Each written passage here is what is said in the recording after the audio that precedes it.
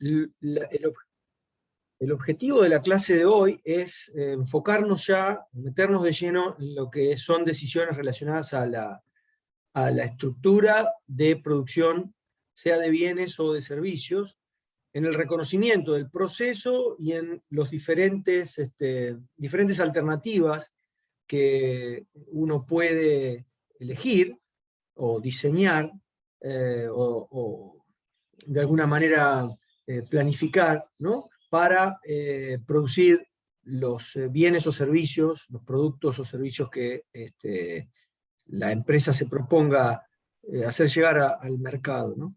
Entonces, la primera noción que hay que tener de alguna manera clara es que nosotros concebimos a nuestro sistema de producción. Esperen a ver si puedo borrar esta barra. Ok. Concebimos a nuestro proceso productivo como un proceso de transformación. Esa transformación, en una visión más clásica de los procesos productivos, es una transformación física o química, ¿no? En la cual una materia prima o una serie de materiales se combinan, se moldean, se procesan en general, ¿no? Es decir, puede haber procesos con desbaste de material, en la metalmecánica, no sé, en un torno, en una fresa, puede haber procesos de conformación, en algún estampado, forja. Me imagino todos esos procesos de manufactura de alguna manera vienen ya concebidos desde la materia de proceso de manufactura, que es una materia que tiene correlación con esta, ¿no? Esos procesos en general son procesos muy diversos. O sea, no hay que limitarse o restringirse a esos procesos físicos o químicos que han visto en como más tangible en procesos de manufactura.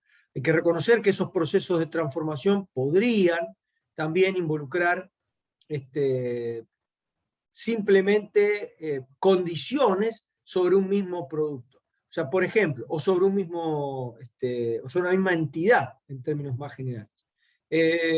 Por dar un ejemplo muy sencillo, que podemos hacer un poco más adelante, pero si el negocio o la organización en la que estamos trabajando es un sanatorio, por ejemplo, ¿no? O una clínica, el servicio que se está prestando es un servicio que se presta a entidades, en este caso pacientes, que hacen su proceso a través o transcurren a lo largo del proceso de transformación, que obviamente no tiene connotaciones físicas muy evidentes, excepto que se trate de alguna cirugía o que en realidad haya internaciones y entonces cambie realmente la condición de aquel que va transcurriendo por el proceso. Pero lo interesante de reconocer ahí es que una persona con más información de la que contaba al ingresar en el proceso, por ejemplo, ¿no? Alguien que va y busca, o sea, un alumno que asiste a una clase o alumna que asiste a una clase de consultas.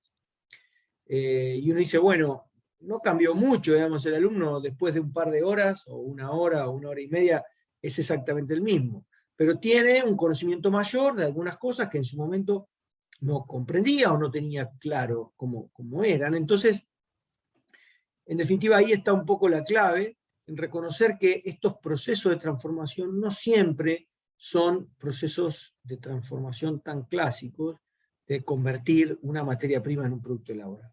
Pero, a los efectos de comprender estos procesos con mayor claridad, en general los libros, y en las clases también vamos a hacer lo mismo, nos vamos a remitir a procesos más evidentes, ¿no? O sea, muchos de los ejemplos que van a ver ustedes en algunas unidades más adelante son relacionados a la industria metalmecánica y a ensambles de productos o de componentes que terminan siendo ensamblados entre sí para dar un producto final.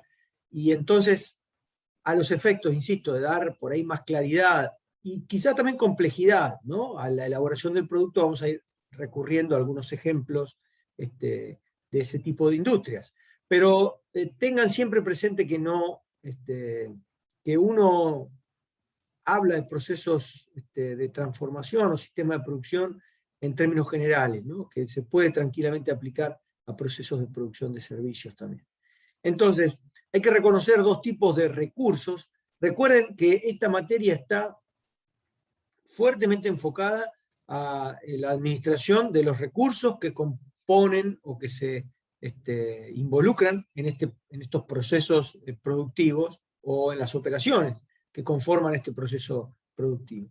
Entonces, reconocer esos recursos para poder administrarlos bien es el primer paso. ¿De qué recursos estamos hablando?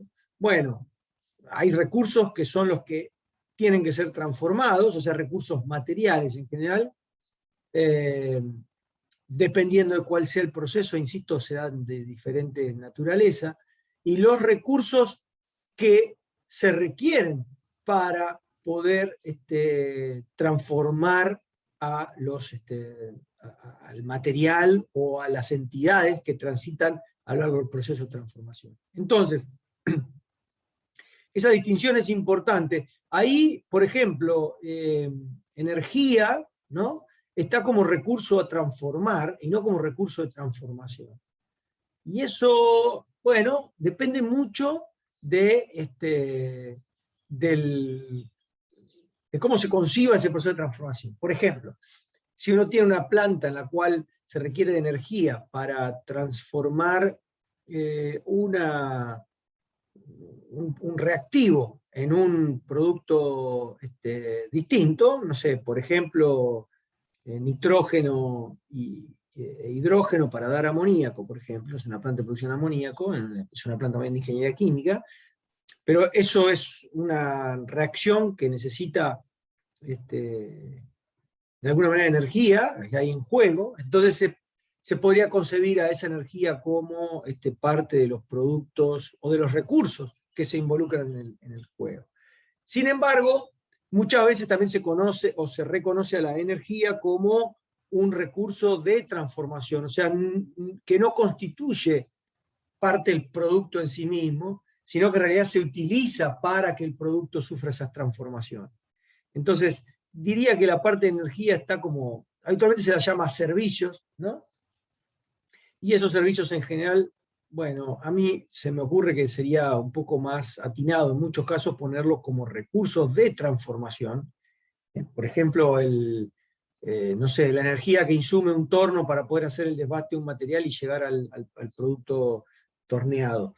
Bueno, es una energía que se necesita para el proceso de transformación y no es un recurso que forme parte del producto finalmente, no es fácil identificarlo como parte del recurso a transformar. La energía, si bien obviamente se transforma desde su forma eléctrica en la mayoría de los casos, en muchos otros casos será en forma calórica, por ejemplo, como corrientes de vapor, se transforma para terminar siendo un esfuerzo de corte sobre el material, y entonces ahí aparece el desbaste del material en un torno. Efectivamente sufre transformación en energía, es correcto, pero el resultado de eso queda en el medio, digamos, y no conforma parte clara del producto en sí. Quizás sí, por ejemplo, uno podría a lo mejor, no sé, reconocer a la energía como un recurso a transformar en el caso, por ejemplo, de alguna electrólisis o de alguna, no sé, por ejemplo, el cromado de algún material, ¿no?, el tratamiento superficial a través de electrólisis de algún material, que podría ahí sí la energía ser una constitución o un componente que está de alguna manera bastante claro en el producto que termina siendo elaborado. En otros casos es un recurso para realizar operaciones y no constituye parte del producto en sí mismo. En fin, de nuevo, algunas cuestiones que son un poco no totalmente determinadas, digamos, ¿no?, o taxativas. Eso, insisto con eso porque me parece que es, como todo, una forma de modelar esto y no debería generar en ustedes una idea totalmente estructurada de la cosa. Lo que sí está claro es que una materia prima que se transforma en un producto elaborado es, en efecto, el recurso a transformar por definición, ¿no? Es como que en eso no hay ninguna duda. Y tampoco hay ninguna duda que el personal que interviene en las operaciones de este proceso de transformación, digo, el recurso humano, operarios, operarias que transforman la materia prima, son recursos de transformación y no recursos a transformar, porque no es que ellos se transforman para dar el producto elaborado, sino que intervienen en ese proceso, pero de alguna manera se los llama recursos renovables, en el sentido que uno vuelve a cada uno de estos operarios, operarias, o la máquina vuelve a estar disponible para hacer un nuevo producto, y no se va junto con el producto del proceso, ¿no? Esa es un poco la idea. Con la energía está un poco ahí, digamos, la cosa, porque, insisto, vuelvo sobre el mismo caso, si la energía fuese renovable, o el agua, o el vapor, de alguna manera uno con un circuito cerrado lo puede volver a generar, bueno, es como que no hay tampoco tanta claridad respecto a si es un recurso que se va junto con el material, o si en realidad se utiliza para transformar ese material. En fin, por supuesto que dentro de este proceso de transformación que hay aquí en el bloque naranja, aparece lo que se llaman operaciones. Si quieren, vamos a hacer una definición un poquito más clara de eso, más allá de, sin demasiado, entrar en demasiadas definiciones pesadas, pero uno debería reconocer a las operaciones como dentro del proceso de transformación. Es decir, dentro de este proceso de transformación hay una secuencia de operaciones. Esa es la idea. Acá aparece una flecha demasiado grande. Yo creo que se puede modificar eso. ¿No? En fin. A ver si puedo lograrlo.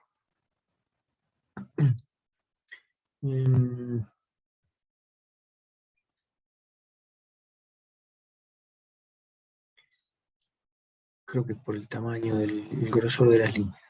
Entonces, hay una secuencia de operaciones, esa es un poco la idea, adentro del proceso de transformación, que termina redundando en estas salidas. Habitualmente el proceso es lineal, o sea, no quiere decir que físicamente los equipos estén ubicados en forma lineal. O sea, adentro del proceso de transformación puede haber varios equipos, pero las operaciones se suelen dar en forma lineal. O sea, por ejemplo, si uno produce el producto P, podríamos definir la operación P1 como la primera operación, la operación P sub 2 la segunda, P sub n la última, ¿no? Y entonces las operaciones que se producen sobre el producto P se dan en forma secuencial. P1 primero, P2 después, P3, P4, etcétera, hasta Pn. Ahora, ¿en qué máquinas se realizan estas operaciones? Bueno, eso puede llegar a ser un poco más intrincado que lo que estamos haciendo acá. O sea, podría ser que la P1 se realice en una máquina que está por acá abajo, que la P sub 2 aparezca en una máquina que está por acá, la P sub 3 en otra que está por acá, no sé, la P4, la Pn. Entonces, si bien las operaciones siguen un orden dado por la receta de manufactura, esto se le llama receta. Insisto, la palabra manufactura ha quedado un poco desactualizada. Yo creo que podría ser receta de procesamiento. Pero, porque manufactura remite más obviamente a la utilización de procedimientos más de factura, o sea, de componer un material o un producto físico, un bien, ¿no? Pero lo que quiero decir es que físicamente, más allá de que la receta de manufactura sea un procedimiento secuencial, en general pueden aparecer también movimientos. Si esta es la entrada, podríamos hacer P1 aquí, P2 aquí, P3 aquí, P4 aquí, y finalmente Pn acá, y salir. ¿Ok? Hay que despegar mentalmente las operaciones que son instancias sucesivas en la elaboración del producto o del bien, de lo que puede llegar a ser la ruta física que terminan haciendo estas órdenes o estos productos antes de terminar, de estar totalmente preparados para salir. ¿Ok? Entonces, esta receta de manufactura va a ser dada, lo que nosotros vamos a tener que administrar, y va a ser un gran desafío, es todo este conjunto de máquinas, que es un recurso de transformación, es el equipamiento, máquinas, centro de trabajo, operarios, operarias que van a estar dando vuelta en este sistema, vamos a tener que administrarlo muy bien para que sea eficientemente manejado y terminemos haciendo un buen uso de esos recursos. ¿Sí? Bueno, ahí hay un montón de cosas, porque aquí adentro, como ustedes verán, por ejemplo, no sé, o imaginarán, podrían existir nuevos materiales que se incorporen al proceso. Vamos a representarlo con otro color. Uno podría reconocer, no sé, materiales externos que vengan aquí, ¿no? A esa etapa, que era la etapa 3 o 4, ya no me acuerdo cuál. Entonces hay que reconocer de dónde viene este material, si lo compramos, si viene de otro proceso. Entonces, si uno tiene otro proceso de transformación que genera los insumos que se necesitan para elaborar este producto final, entonces hay que administrar también ese otro proceso. Y hay que coordinarlos entre sí, que el material esté en el momento que se necesita, porque uno podría decir, bueno, genero todo el material intermedio que necesito, por ejemplo, engranajes. Y entonces, para armar cajas de velocidad. Y entonces uno produce un montón de engranajes y, no sé, toneladas durante 6 meses en el año, y después, en los otros segundos 6 meses del año, se dedica a armar cajas de velocidad. Claramente no tiene demasiado sentido, ¿no? ¿Qué ven de malo en ese enfoque, en el cual, como para empezar a participar todos juntos de esta definición, en el cual la organización de la producción es generar todos los insumos o componentes o partes que se necesitan durante 6 meses del año, y durante los segundos 6 meses del año a ensamblar todos esos materiales que se generaron durante los primeros 6? ¿Alguno tiene una idea de por qué eso no es conveniente? ¿O qué ideas se le ocurren de por qué no, digamos, ¿no? Porque sería mucho gasto en almacenamiento y producción y no lo recuperás, a menos que vendas esos engranes. Muy Pero bien, lo sería vender la caja de cambio. efectivamente, muy bien. O sea, tenemos un montón de material que efectivamente insumió, digamos, recursos financieros, porque hubo que comprar todo el acero para fundirlo, para forjarlo, hubo que gastar en energía, hubo que gastar en personal, mano de obra, o en lo que sea, digamos, recursos para conformar estos engranajes o estas partes, componentes, y no llegué a un resultado final que me devuelva esa inversión. O sea, tengo un retorno de la inversión postergado en el tiempo. Y eso efectivamente es, y lo vamos a ver un poquito más adelante, un factor muy importante, el factor financiero, lo que se llama el costo de oportunidad del capital. O sea, el capital invertido en algo que no está generándome rentabilidad. Perfecto, es una buena visión. ¿Qué otra visión? ¿Algún otro que aporte algo? Profe, acá se me ocurre que tampoco tiene en cuenta la administración de los desechos, Bueno, si lo pensamos... porque Escucho. porque se aboca más a la entrada de recursos a transformar, recursos de transformación y salida de producto y servicio, pero no dice qué hacer con los desechos, digamos. Bien, es interesante. Ojo, en este caso Leandro nos está sumando una perspectiva de análisis muy buena, que es, cuidado, que en algún lado están los desechos, ¿no? Salen de algún lado los procesos de transformación de desechos. Respondiendo a esta pregunta particular, Leandro, te diría que tenés toda la razón del mundo. Lo que creo que podríamos hacer para corregir esto es agregarlo aquí, entre las salidas, ¿no? Productos y servicios y desechos, ¿no? Vamos a ponerlo así. Bueno, vamos a ponerlo así, desechos. Más aún, hoy hablamos de la energía, ¿no? Uno podría tener procesos en donde la energía también es un resultado, ¿no?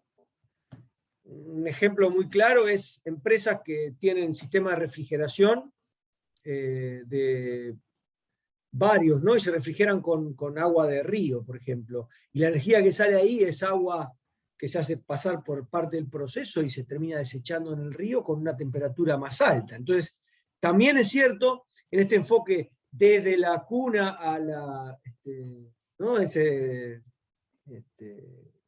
A la muerte de cada una de las de lo que uno genere, debería hacerse un análisis bastante más pormenorizado. Me gusta la idea, Leandro. No, de alguna manera lo que quería era que reconozcamos por qué esto de dividir en 2 mitades al año y hacer todos los materiales componentes al principio y después todos los ensambles después, es algo inconveniente. Pero estoy de acuerdo con vos, Leandro, que en el modelo deberíamos tener un poco más de cuidado, se puede completar bastante más.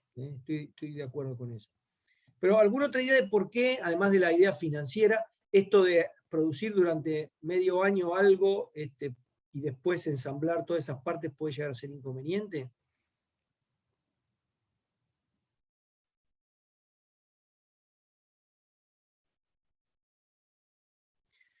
Bueno, sin duda hay una cuestión también de mala utilización de los recursos que tiene la empresa en ese sentido, ¿no? Porque, ¿qué es lo que va a pasar?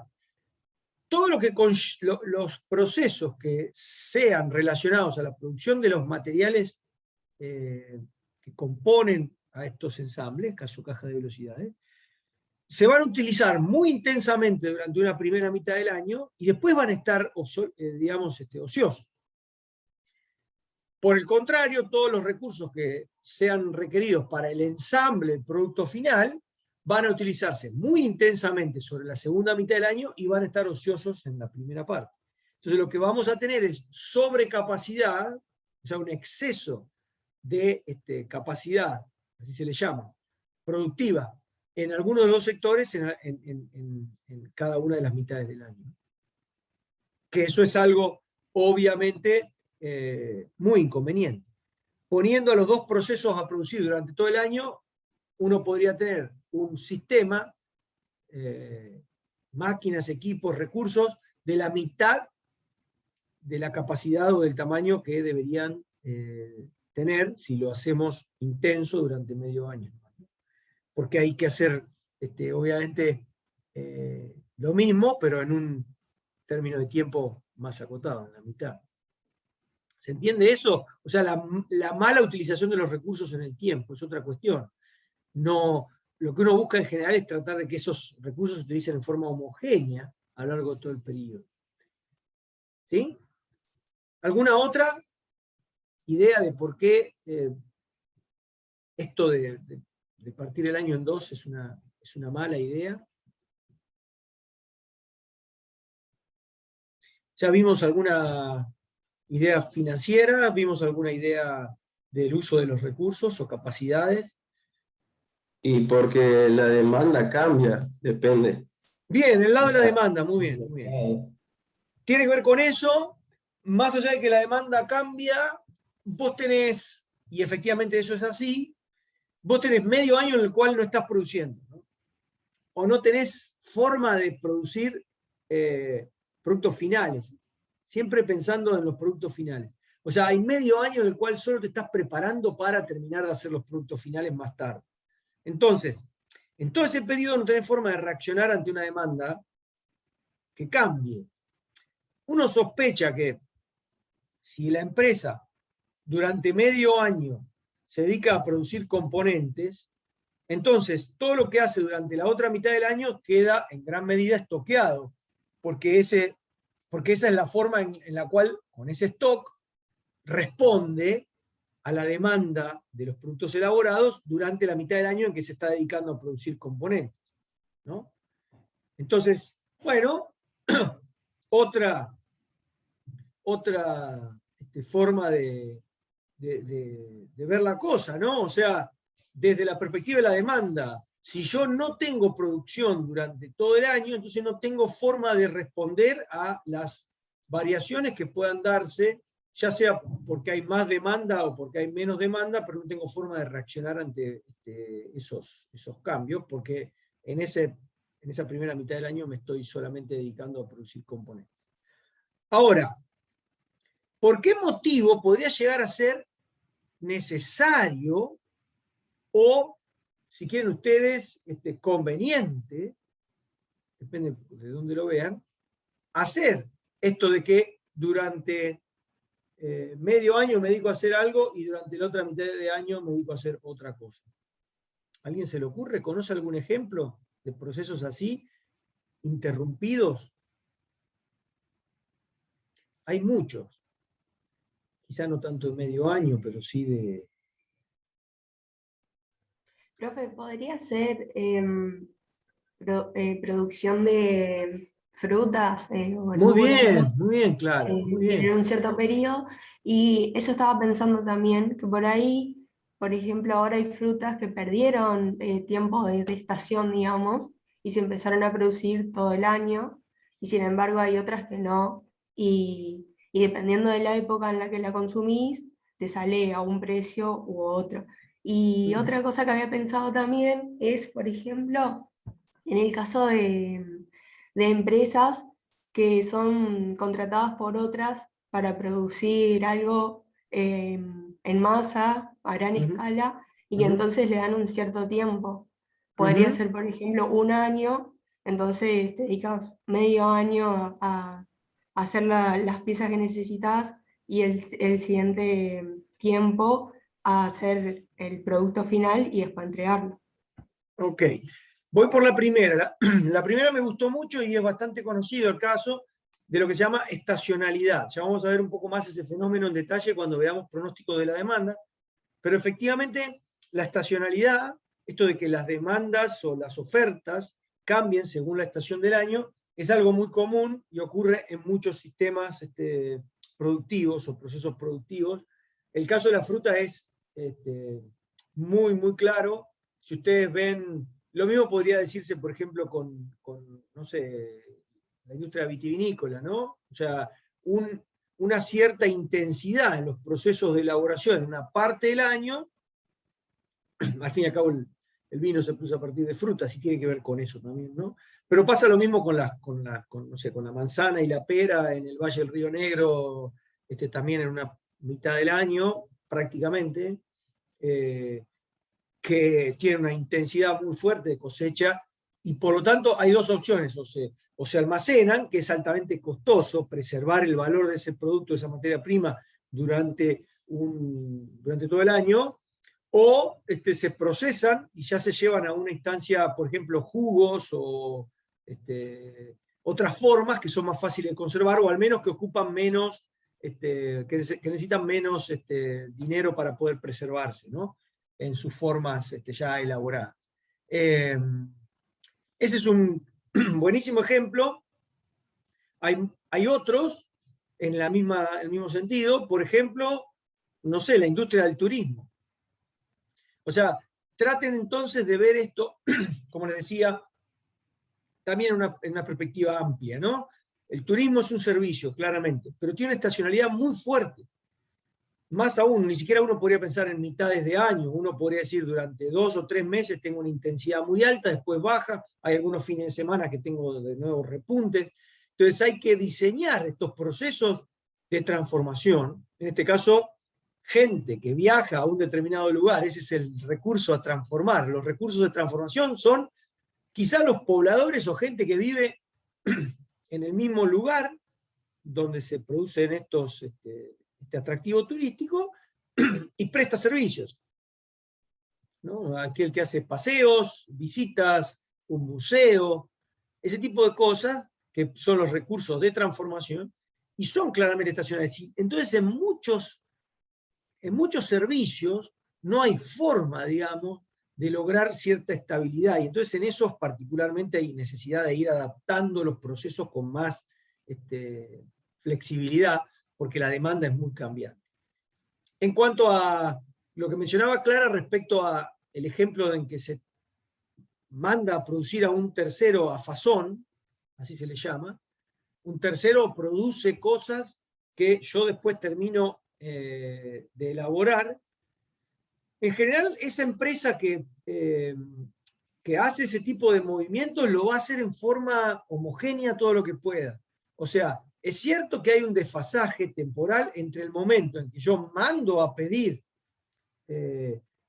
la cantidad de componentes que necesito para elaborar mi lote producto final, pero es muy probable que esa misma empresa haya pedido X meses antes, no sé cuánto le lleva al proveedor generarte todos esos componentes, pero es probable que X meses antes también haya pedido un lote.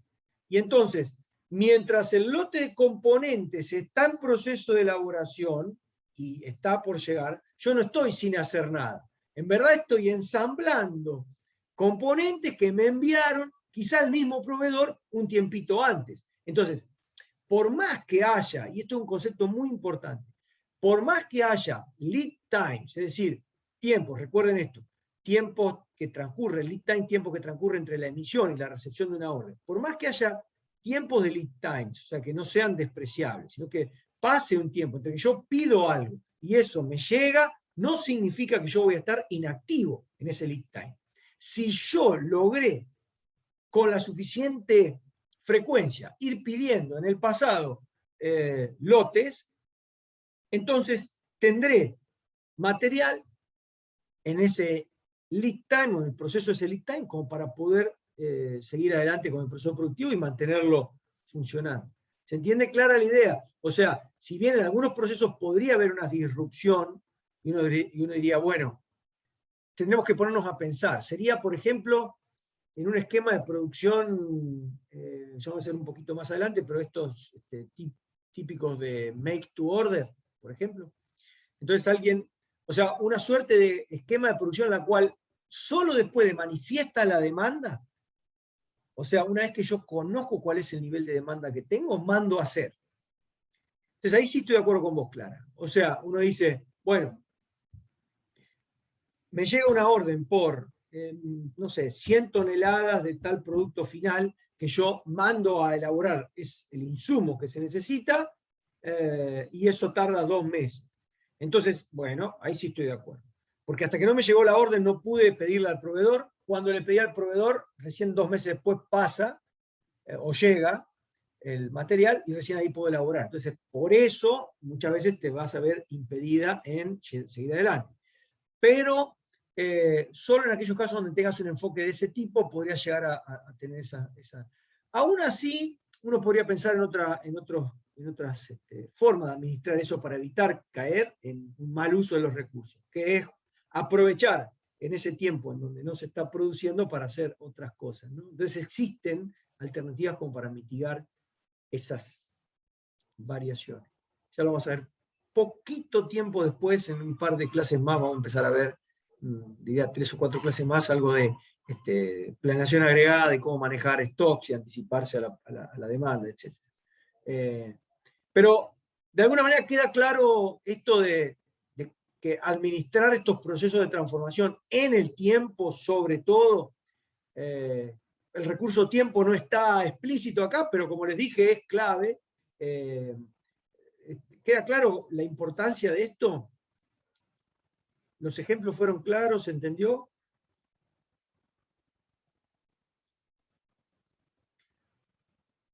Sí, profe, se entendió. Ok, perfecto. Clara, ¿vos alguna observación respecto, se entendió también un poco la explicación de los 2 ejemplos y cómo en realidad difieren un poquito? Sí, sí, y también ahí con lo último me quedé pensando en por ahí cuando se hacen muebles a medida y eso que por lo general suelen tener como otros muebles que suelen ser más estándares. Así. Claro, claro, efectivamente. De hecho, eso me da pie para contarte un poquito, o contarles en general, qué tipo de procesos de transformación uno podría encontrarse, ¿no? Entonces, bueno, pongo acá algunos ejemplos y creo que van a ser muy fáciles para ustedes de reconocer. Puede haber una planta de manufactura que haga transformaciones físicas, lo que ya mencioné, una materia prima que sufre cambios de forma, que sufre desbastes, o sea, desprendimiento de material, y se transforma físicamente en otra, también podría haber mezclas, son transformaciones físicas, podrían ser transformaciones químicas también, ¿no? Pero no deja de ser una planta de manufactura. Podría ser otro sistema de producción ya de un servicio, por ejemplo, como el transporte. Y ahí aparecen los ejemplos, sobre todo los últimos estos ejemplos por ejemplo, Mercado Libre o Amazon, servicios que hacen una transformación nada más de ubicación del producto, más allá de otra transformación. O sea, las transformaciones en general, el proceso detrás del servicio que presta un e-commerce como Mercado Libre o Amazon, no es más que un servicio de ubicación, ¿no? O sea, algo que está en algún otro lugar, vendido por alguna otra persona, que llega hasta vos o hasta ustedes en un determinado tiempo. Entonces, hay muchas transformaciones que son incluso muy simples, ¿no? Y que en verdad, de nuevo, mientras más nos vamos a servicios, son más difíciles de manejar porque difícilmente sean estoqueables. Ahora, no se puede estoquear un servicio, o sea, yo no me puedo adelantar a una demanda que no sé cuál va a ser. Es como decir, bueno, seguro que Juan me va a pedir dentro de una semana tal cosa, entonces ya se la llevo ahora. Y es difícil porque ese servicio todavía no fue reclamado. Entonces, con el servicio hay otras cuestiones. Se puede sí achicar las distancias. Uno podría decir, bueno, si yo tengo más o menos conocido cuál es el patrón de demanda de tal o cual región, entonces yo puedo hacer que mis almacenes tengan una determinada cantidad de tales productos para que estén más cerca, y entonces la localización, o sea, el cambio de lugar, conlleve un traslado más corto, y por lo tanto un tiempo de respuesta mejor. Entonces, quizá no existe el stock del servicio, pero sí existe el stock más cercano de un producto solicitado por ese servicio. Entonces empieza a haber una complejidad muy interesante que uno, bueno, que en fin, en esta materia y en materias sucesivas ustedes van a ir viendo cómo administrar para poder llegar a resultados eficientes, ¿no? Bueno, el comercio, cuando está ahí en esa lista, cuando se habla de comercio minorista, está hablando de comercio al público, presencial, ¿no? Entonces, lo único que hay ahí es, te doy esto y vos me das el dinero, por eso habla de intercambio, pero al fin y al cabo en ese comercio también de nuevo está esta lógica de que si hay alguien va y lo pide, tiene que haber en stock para poder comprar, entonces ahí aparece también la lógica de qué tanto, de qué políticas adoptar para tener una buena respuesta. También podría yo ofrecer un servicio de almacén o de depósitos, ¿no? Eso es también una transformación, es simplemente algo que estaba en un lugar, yo presto el servicio de ordenarlo y dejarlo a disposición en un determinado lugar. Existen muchos negocios últimamente en ese sentido, no sé si conocen, no sé, se me ocurre una empresa como Todo Resulta Fácil, o no sé, TRF, que está por ahí llegando a Buenos Aires. Hay varias empresas que se dedican, los Hinter, empresas que se dedican a almacenar, ¿no? Materiales, y cobran por ese servicio nada más, ¿no? Y el servicio que prestan, ¿cuál es? Y simplemente darle un espacio a alguien y administrar internamente eso hasta el momento en que el dueño decida retirar. Bueno, hay servicios de salud, como ya lo mencioné, o telecomunicaciones. Insisto, como buenos administradores de recursos que ustedes van a hacer, la clave es comprender, modelar cualquier proceso al que ustedes estén intentando darle soporte, comprenderlo como un proceso que transforma entradas en salidas a través de la utilización de recursos, y agregando algo muy importante que mencionó Leandro, me parece, diría que también tiene un impacto social y medioambiental. Que me parece muy bueno, muy sano, creo que justamente y conveniente, reconocer que todas estas acciones o procesos conllevan también un impacto hacia el medio social y hacia el medio ambiente, con lo cual también en ese proceso de transformación deberíamos involucrar este tipo de recursos, ¿no? Y de, digamos, entornos del proceso en sí mismo. Creo que esto es bastante claro. Lo que sí, quizás podemos entrar un poquito más de detalle en qué es lo que se transforma en cada caso. Entonces acá hay algunos ejemplos. El hospital, el cual uno podría reconocer. Acá hay, obviamente, sobre esta línea de paciente enfermo y paciente sano, hay algunas derivaciones no deseadas hacia otra condición de salida, como los hay también como productos, con productos materiales que no terminan en la condición deseada, pero más allá de esos casos, la idea es que justamente termine en este circuito virtuoso o positivo. Lo mismo con el restaurante, donde hay un cliente satisfecho al final del proceso, pero hay cosas más tangibles, ¿no? Como una línea de ensamble de automóviles o un alumno que atraviesa, o alumna que atraviesa el proceso de formación universitaria, ¿no? Aquí hay qué recursos intervienen. Insisto, muchos de ellos son recursos, los mismos recursos a transformar, y otros son recursos que se utilizan en la transformación. Se les llama renovables, no porque sean renovables en el sentido de que, o no renovables en el sentido de la energía, por ejemplo, o de recursos que la naturaleza puede o no volver a generar. Pues se dice renovables porque de alguna manera trabajan en un circuito cerrado, un operario o operaria que interviene sobre algún proceso y vuelve a su posición original para esperar otro nuevo material, es de alguna manera una suerte de recurso renovable. Otros que se van y que se, entre comillas, pierden como parte del proceso, entonces son recursos no renovables. Entonces, bueno, está bueno también reconocer ese tipo de... reconocer esas diferencias entre los recursos que intervienen. ¿Qué tipo de transformaciones están ahí, ¿no? Yo les decía que el proceso de transformación entonces tiene un flujo de materiales relacionados a las operaciones que conlleva ese proceso de transformación, y ese flujo de materiales, bueno, hay que organizarlo, ¿no? Y como les mencionaba o les mostraba en una slide atrás, uno puede intentar disponer físicamente de las máquinas de una manera que se logre mayor eficiencia en ese flujo de materiales a lo largo del proceso. Entonces, existen formas más estructuradas, más eficientes, pero menos flexibles, y otras formas de organización más flexibles, pero menos eficientes, ¿no? Entonces, pongamos un ejemplo muy claro.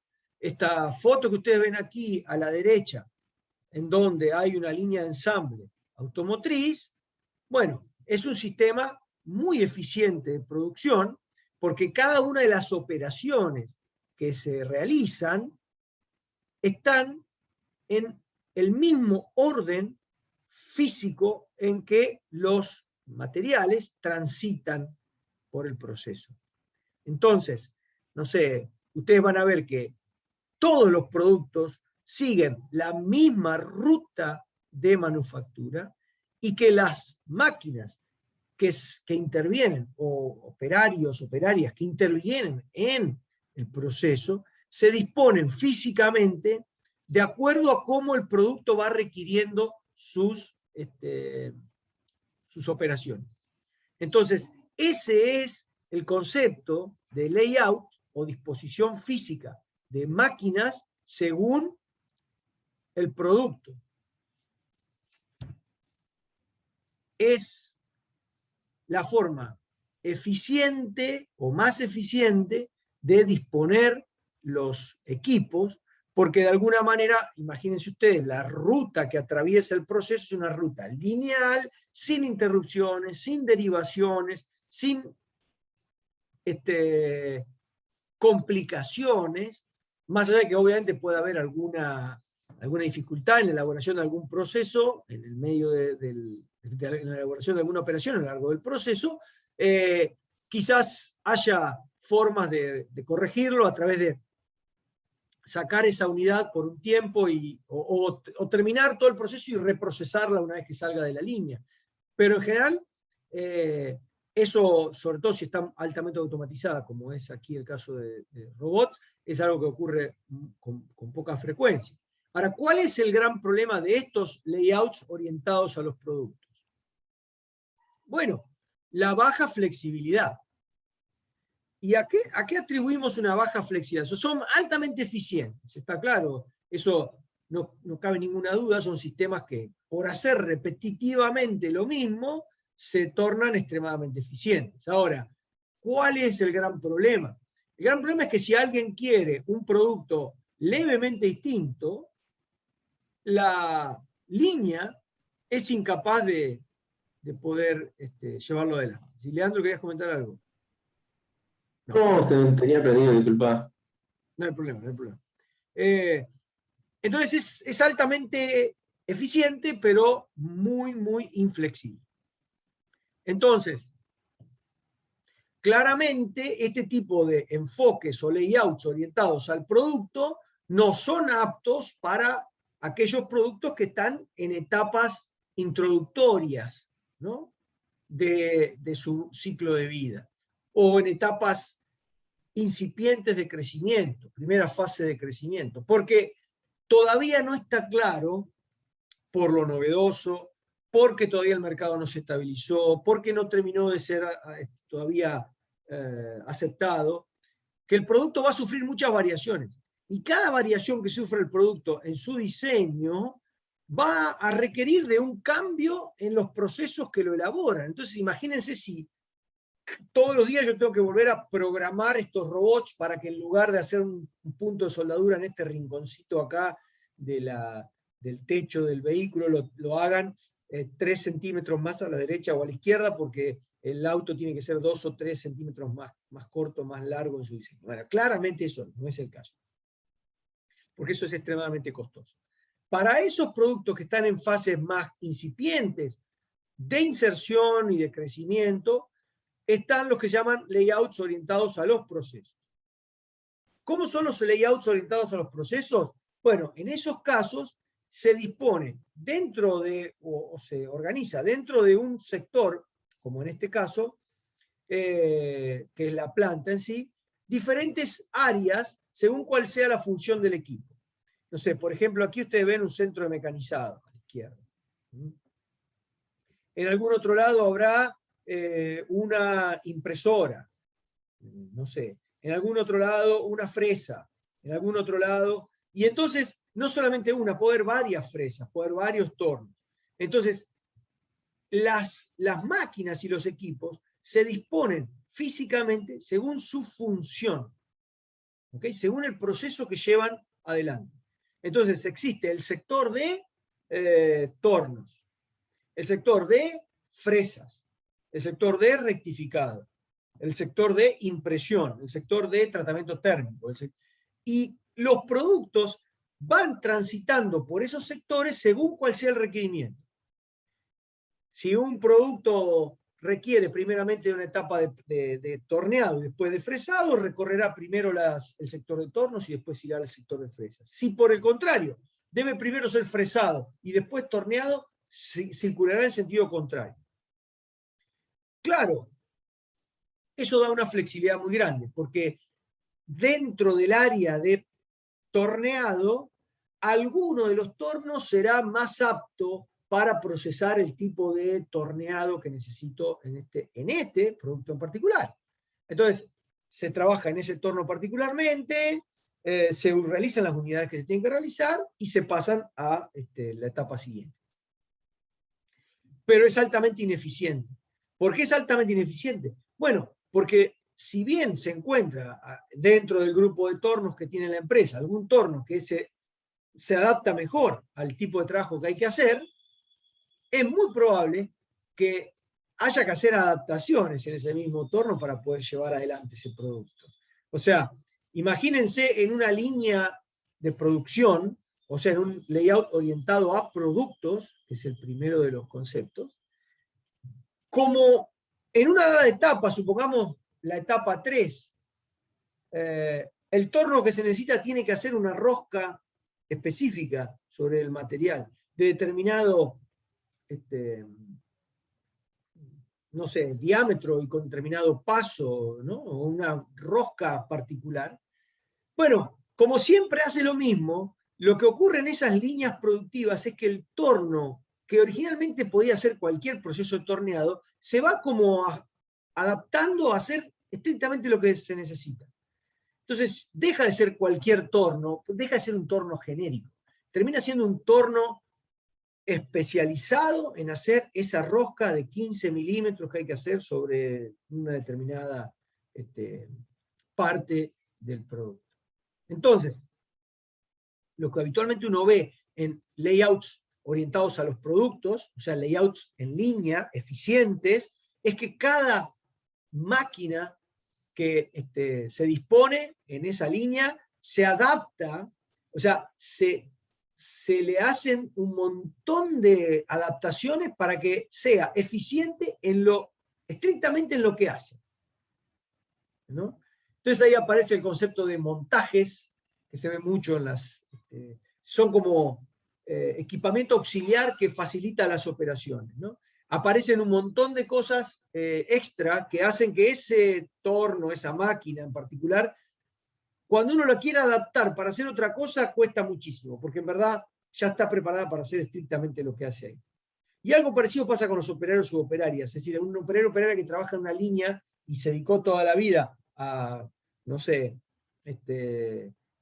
realizar tal o cual operación, el montaje de una puerta, uno lo quiere sacar de ahí para que en lugar de montar puertas del automóvil y se ponga a montar ejes, y no tiene idea, porque en realidad toda su experiencia tiene que ver con el montaje de puertas. Entonces es como que es muy eficiente el proceso, pero tiene muy baja flexibilidad.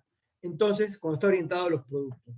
Entonces, en el otro extremo, si quieren ustedes, esta orientación a los procesos le da a los sistemas productivos mucha flexibilidad, pero también mucha ineficiencia, ¿no? En el medio hay alternativas.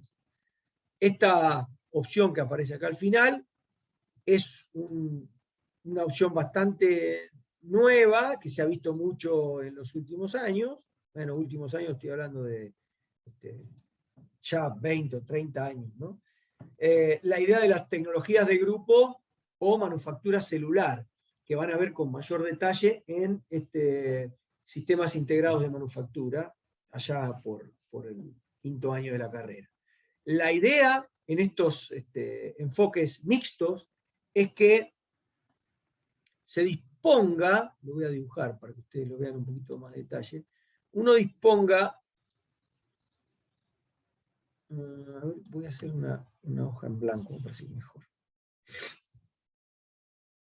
Perdón.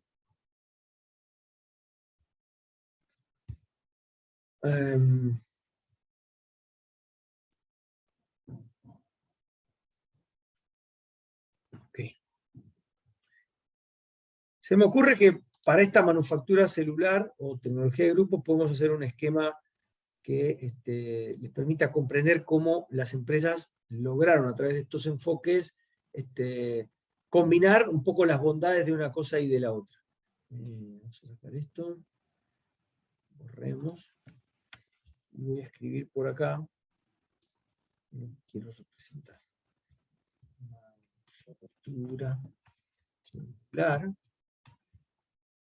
tecnología de grupos.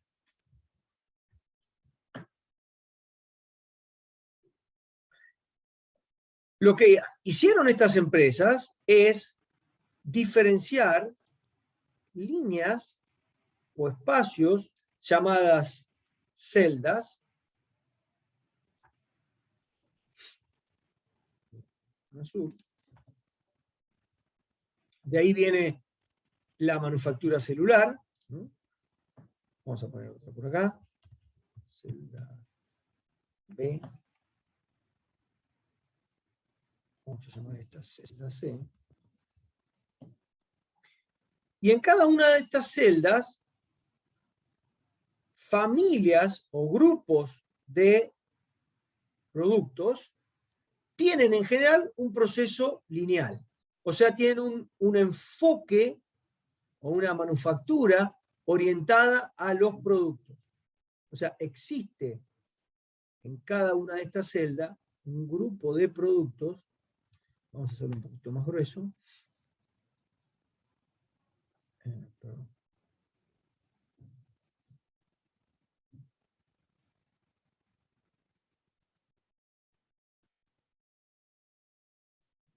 En esta celda, por ejemplo, se procesa el grupo A. Entonces, adentro de esta celda hay una disposición física orientada a los productos. O sea, hay una línea de producción. Lo mismo ocurre en la otra celda, que tiene estos equipos en línea. Habitualmente pueden ser en línea o puede físicamente estar en una forma de U, pero son celdas que producen, según un enfoque orientado a los productos, una determinada familia o grupo de productos. ¿Okay? Ahora, todos los productos tienen la posibilidad de pasar exclusivamente por una celda. La respuesta es no. Muchos podrán transitar por una sola de las celdas e irse, pero habrá otros que no son muchos, pero son, que entran a esta celda y después, no sé, por aquí a lo mejor tienen que derivarse a otra celda, y a lo mejor por aquí volver a otra celda, y finalmente irse de acá. Entonces, esa línea que tracé en magenta o rosa es tranquilamente un producto que no responde a una familia o grupo en particular. Entonces, lo que la manufactura celular o tecnología de grupos propone es que se reconozcan grupos, como en este caso el grupo o familia A, y que para esos grupos se diseñe una celda específica. La mayor parte de los productos de grupo A pasará por esa celda y se irá del proceso. Habrá algunos, como esta línea, que no deberían ser la mayoría, que requieran de más de una celda, de más de una máquina adentro de cada celda, y que por lo tanto genere cierta ineficiencia. Uno sabe muy bien que si, por ejemplo, este producto pasó 2 etapas de esta celda y tuvo que irse a la otra, entonces descompaginó un poco la cosa, porque estos 2 últimos procesos quedaron inútiles durante un tiempo, porque solo se ocuparon los 2 primeros procesos y los otros 2 no. Es como que desbalancea un poco la cosa. Entonces, bueno, básicamente la manufactura celular o tecnología de grupo busca establecer celdas que hacia el interior constituyen esquemas de producción orientados a los productos, o sea, son eficientes y se disponen en líneas en general, pero que existen aún así otros productos o algunos incluso dentro del mismo grupo que se reconoció, que requieren eventualmente de algún proceso en alguna otra celda. Entonces podrían aparecer también algunos productos que son de grupo A, por ejemplo, que empiezan el proceso, se hace la primera etapa, tienen que irse a esta celda, se hace una etapa, retoman, por ejemplo, y después siguen hasta irse. O sea, este último trazo en rojo que acabo de hacer es claramente un producto de grupo A, porque la verdad es que hace todos los procesos del grupo A, excepto porque necesita de un proceso de la celda C, el primero proceso de grupo A, de la celda C, en una segunda etapa de su proceso.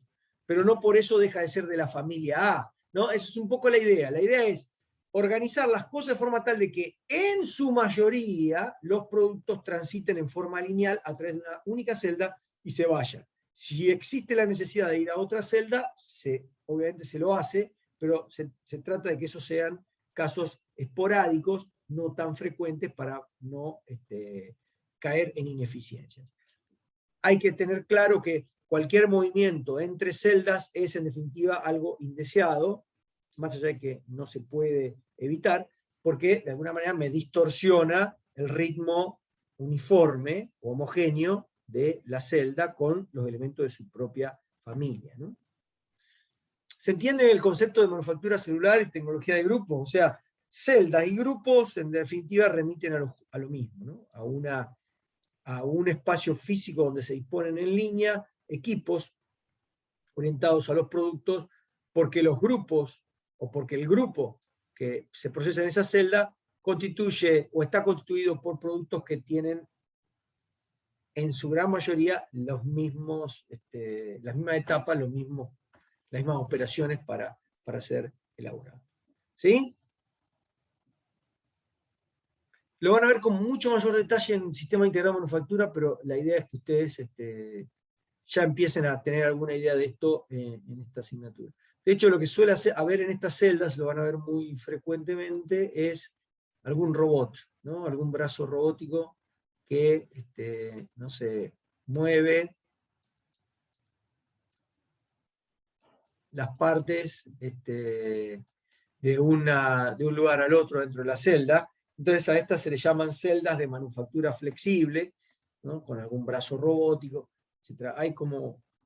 Pero el objetivo que hay detrás de eso es lo que digo, conferir flexibilidad a sistemas eficientes, si quieren, desde la otra perspectiva, dar más eficiencia a sistemas un poco más flexibles. ¿Está bien? Bien. ¿Alguna duda hasta aquí?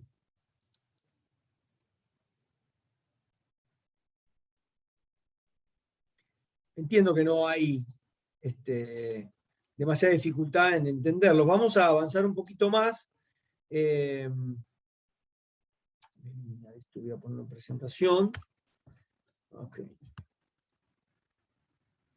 Obviamente, para todos estos procesos productivos hay ciertas decisiones que uno debería tomar. La primera es cómo organizo la producción. O sea, si en estos sistemas de producción me voy a basar en una demanda ya manifiesta para poner a producir, como el caso del enfoque make to order, o si voy a generar productos para estoquearlos y entonces esperar a que la demanda llegue al sistema de comercialización de la empresa y entonces en ese momento responda en forma rápida. ¿De qué depende elegir uno u otro esquema de producción, organización de la producción? Bueno, de cuáles sean las prioridades competitivas. O sea, una empresa que compite, vamos a poner algunos ejemplos, a ver si encuentro respuesta de parte de ustedes. Si una empresa tiene como prioridad competitiva el tiempo y el costo, ¿ok? Prioridades competitivas, tiempo y costo. ¿Qué esquema de producción recomendaría? Make to stock, es decir, la producción para estoquear y entonces responder ante una demanda prácticamente en forma inmediata. La producción para la orden, recién cuando llega la orden respondo. Ensamblo cuando llega la orden, ese es el enfoque assemble to order, que sería de alguna manera mantener estoqueados todos los productos, pero, los componentes, pero solo ensamblar cuando la orden llega, o engineer to order, es decir, esperar a que me pidan algo y darle la posibilidad al cliente de que me diga qué es lo que quiere y yo lo diseño, o le hago ingeniería como para poder responder. ¿Cuál creen ustedes que es el esquema de producción o la organización de la producción que uno debería proponer en el caso que tiempo y costo sean prioridades competitivas? Es más, le doy otra posibilidad, que ustedes me hagan alguna pregunta antes de inclinarse por alguno de ellos. Porque creo que hace falta una pregunta. A ver si alguno... Make to stock, dependiendo si el producto es o no es personalizado, supongo. Ok, ahí habría otra cuestión, el tema de flexibilidad o el nivel de customización. En principio, con cierta coherencia, no aparece entre las prioridades competitivas, Andrés, porque si por ahí uno dice necesito tiempo y costo, es difícil que flexibilidad pueda entrar como prioridad competitiva, porque si querés con tiempo y con buen costo, no podría darle mucha prioridad a la flexibilidad o al nivel de customización. Pero a lo mejor podría y me complicaría la vida, yo no lo digo, pero no lo niego, pero hay algo más ahí. ¿Se acuerdan que las prioridades competitivas no eran todas iguales?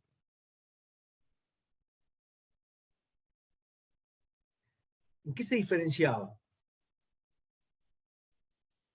¿O cómo las habíamos diferenciado?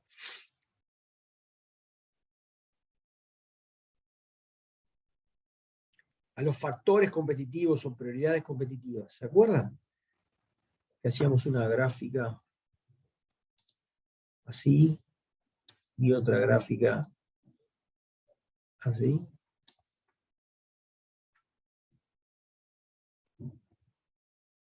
¿No? A los Lucio. calificadores y los ganadores de orden. Correcto, efectivamente.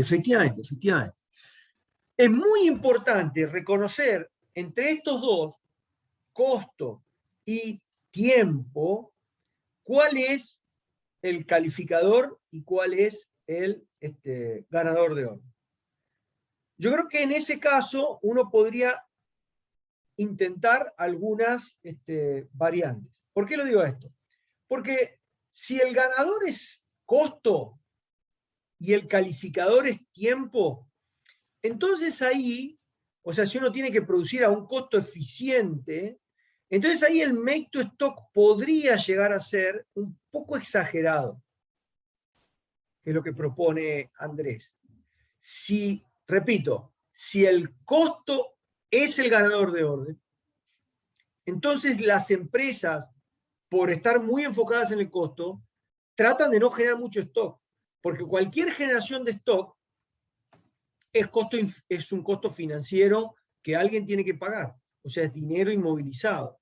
Entonces, producir para stock y tenerlos ahí cuando en realidad no tengo certeza de cuándo realmente van a ser utilizados, puede ser un tanto ineficiente. Entonces ahí yo me inclinaría en ese caso un poquito más, aunque no es una mala opción el make to stock, pero quizás pensaría en un assembly to order.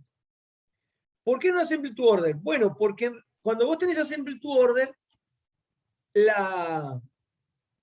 el costo que estás pagando por material inmovilizado es muchísimo más bajo, porque lo que tenés inmovilizado es más fácil de estoquear y tiene menos valor, porque son componentes. Entonces, imagínense ustedes cuánto espacio se necesita para almacenar cajas de velocidades o chapas y cuánto espacio se necesita para ensamblar estanterías armadas o engranajes o al revés, ¿no?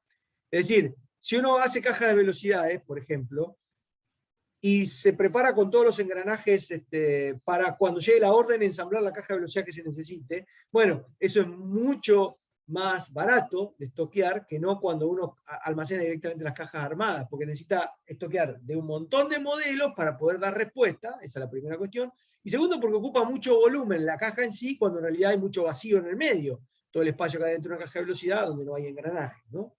Algo parecido con las estanterías, exagerado. Si uno estoquea chapas, bueno, es mucho más eficiente que estoquear chapas plegadas, y eso también es mucho más eficiente que estoquear la estantería armada. Entonces, Sotic, una empresa que hace estanterías por acá en Santa Fe, por ejemplo, claramente no tiene mucho sentido que estoquee estanterías, lo que va a estoquear en sus, ya sea en venta al público o en algún lugar donde haga stock de cosas, va a ser obviamente assembly to order. Dirá, bueno, vos podés armar una estantería armando 10 módulos de esto, con 8 módulos de esto y con 7 módulos de esto, y de alguna manera le das la posibilidad. Ahora, ¿es extremadamente flexible? No lo, no lo creo, o sea, las estanterías van a lucir, por ejemplo, de ancho todas iguales. Habrá variantes, se podrán presentar variantes, porque a lo mejor presenta diferentes anchos, pero no tiene el extremo de uno dice, bueno, yo lo que necesito en realidad es un rinconero. Y Sotic te va a decir, mirá, no sé, arreglátela con la estantería que hay, trata de poner el rincón como mejor te plazca. Pero no, yo no diseño rinconeros, yo diseño estanterías de este y de este otro ancho. Entonces, voy al punto muy importante, tratar de reconocer cuál es el calificador y cuál es el ganador. Entonces, si el ganador es costo, yo trataría de ir a un esquema assemble to order. ¿Por qué? Si me voy a un make to order, que es mucho más eficiente en términos de costos, porque en costos en cuanto a dinero inmovilizado, porque la realidad es que el tipo recién empieza a moverse cuando llega la orden. Entonces dice, bueno, me llegó la orden, mando a producir esto, mando a producir esto, mando a producir lo otro, como de alguna manera nos planteaba Clara esto de tercerizar incluso alguna parte. Bueno, es probable que no califique en tiempo. El tiempo es un calificador de orden. Si el tiempo es calificador de orden, bueno, me parece que no voy a llegar mandando a producir recién cuando la orden llegue. En cambio, podría en un assemble to order responder relativamente rápido, hay que ver si califica, sin caer en los costos excesivos que implica un stock, ¿no? ¿Se entiende la idea?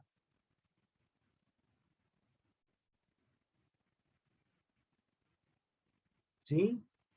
Si la situación... No, sí. Ok, ¿y qué ocurriría en una situación inversa? Si el tiempo es el ganador de orden y el costo es un calificador de orden.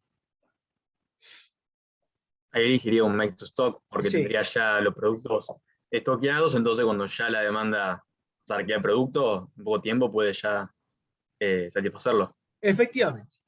Ahí no hay duda.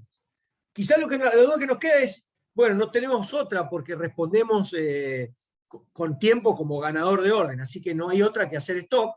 La pregunta es cómo hacemos para calificar con costos.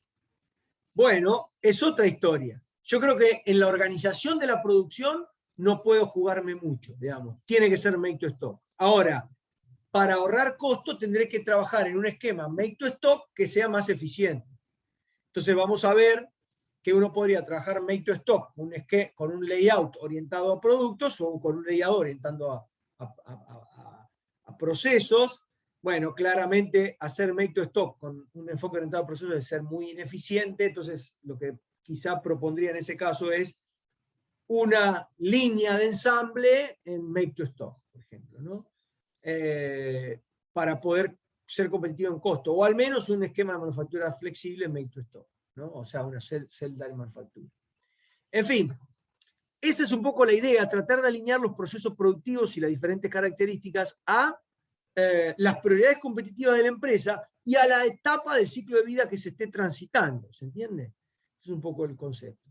Bueno, una de las cosas que hay que definir es entonces la organización de la producción. Voy a darle un poquito más de grosor a esto.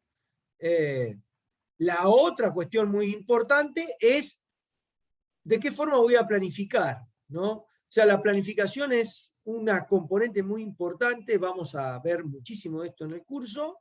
De hecho, ya empezamos con la planificación estratégica, pero vamos a entrar en planificaciones mucho más detalladas a nivel de piso de planta. Entonces acá es, bueno, ¿cuándo y qué producir, ¿no? Y en qué cantidad?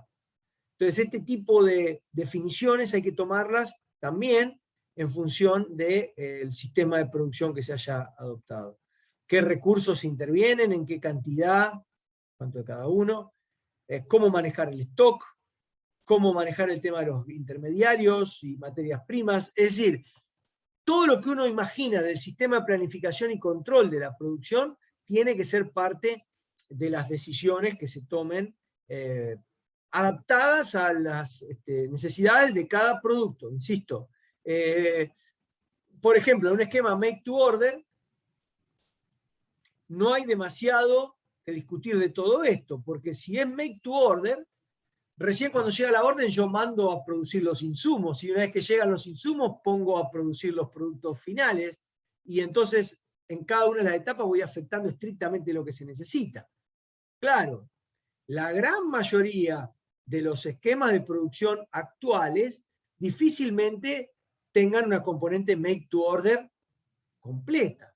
Porque si se juegan a un make to order, que es de todos los esquemas de planificación el más fácil de llevar a la práctica, porque en definitiva lo único que hace es reaccionar ante una demanda manifiesta, seguramente va a ser poco competitivo en costo, en tiempo sobre todo. ¿Por qué en costo? Bueno, porque como ustedes sabrán, la estabilidad de los niveles de producción asegura el aprovisionamiento y asegura contratos, convenios mucho más eficientes y por lo tanto mucho menos costosos. Por lo tanto, sistemas de make to stock en general también son, desde la perspectiva de el volumen o la escala de producción, mucho más eficientes en términos de costos, ¿no? Los costos más altos se pagan en el estoqueo del material, ¿no? Que eso ya lo habíamos discutido. Pero en fin, cómo planificar el sistema y controlar el sistema de producción es parte también de las cuestiones importantes a tener en cuenta en el proceso productivo. Y existen alternativas.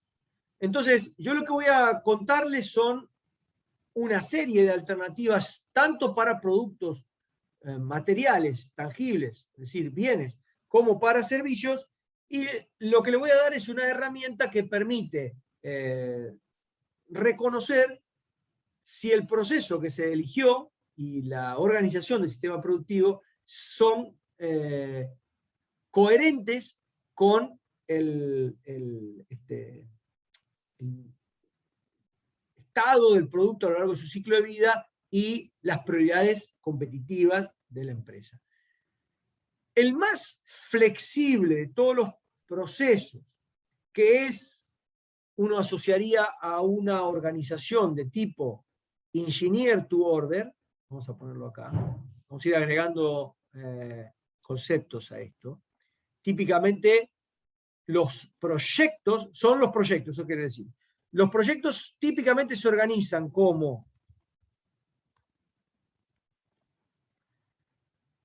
engineer to order o también design to order. ¿Okay? Y el layout, bueno, el layout en general es, posición fija. ¿A qué se le llama la posición fija? Bueno, cuando el producto en realidad está en una posición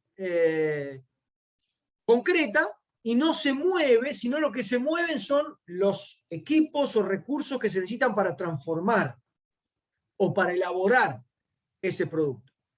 Y uno dice, bueno, pero ¿de qué producto estás hablando que se deja en un lugar y no se mueve nunca? Podría uno pensar, por ejemplo, en un barco, en un astillero, si es que quieren un proceso de producción de algún producto elaborado.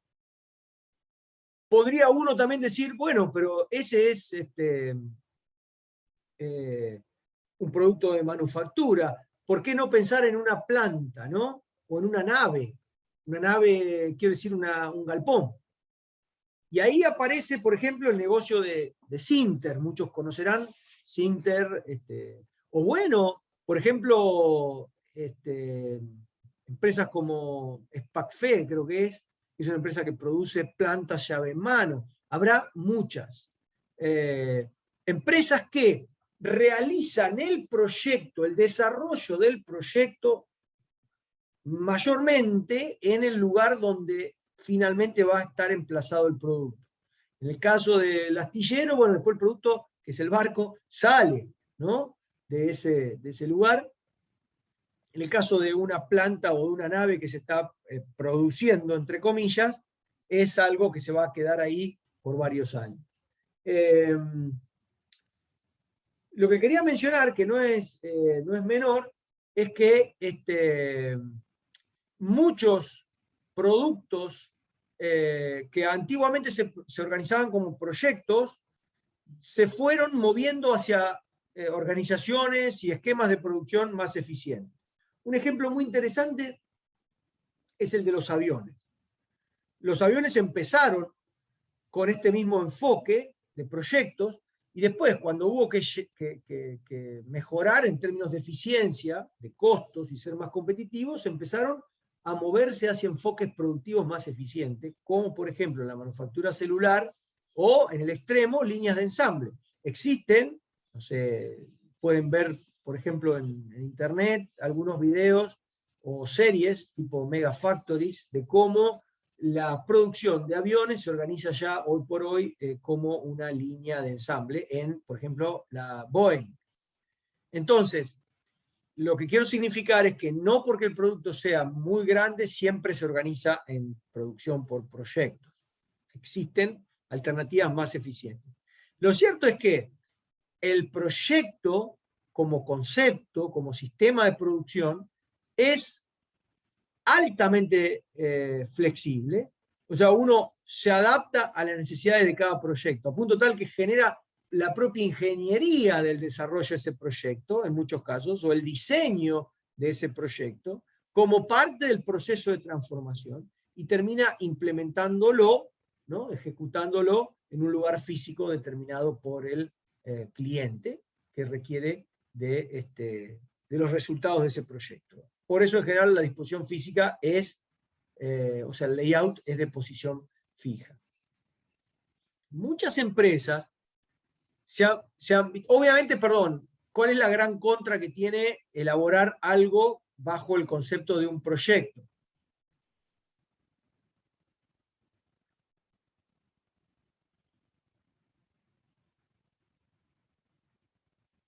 ¿Qué creen ustedes? Los costos. Sí, efectivamente. O sea, es lo más costoso. Piensen en esta idea. Uno dice, bueno, voy a comprar un auto y entonces le pido a la Ford que haga un desarrollo de un auto nuevo para mí. Bueno, obviamente.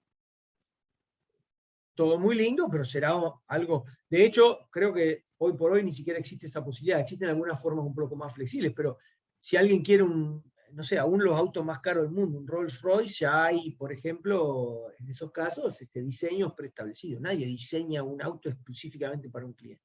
O sea, ya en la industria automotriz el concepto de proyecto ya no es una opción. Diría ni siquiera en la industria náutica, ¿no? O náutica, quiero decir,